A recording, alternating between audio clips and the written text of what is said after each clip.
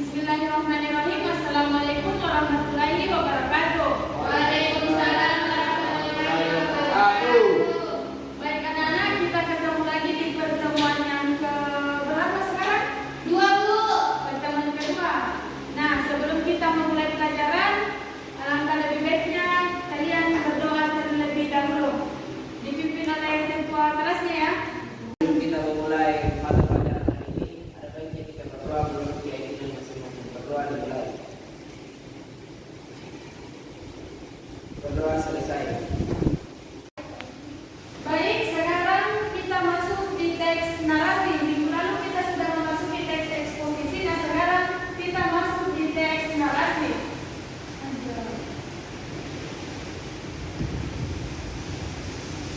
Sebelum Ibu menjelaskan teks narasi, Ibu ingin bertanya kepada kalian terlebih dahulu. Ada yang tahu apa itu teks narasi?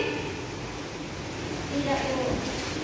Baik, teks narasi adalah teks yang menceritakan sebuah peristiwa secara beruntun dan bisa berupa fiksi atau imajinasi atau non-fiksi. Nah, teks narasi ini sendiri dibuat untuk menyampaikan informasi, memberikan pengetahuan, dan untuk dijadikan hiburan bagi pembaca atau pendengarnya.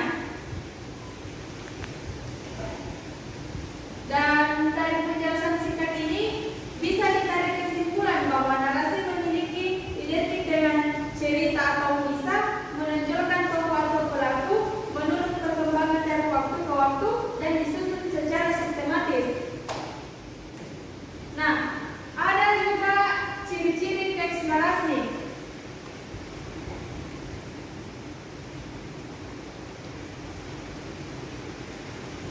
Ciri-ciri teks narasi ini terbagi menjadi 5.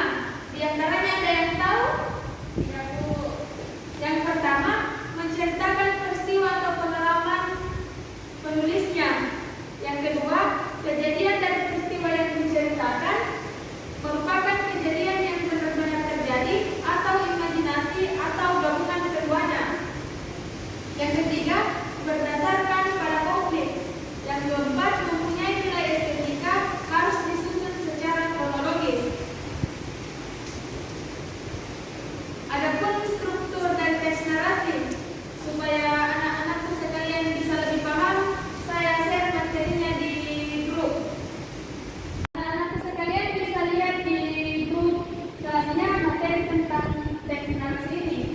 Nah, sekarang kita masuk di jenis-jenis teks narasi.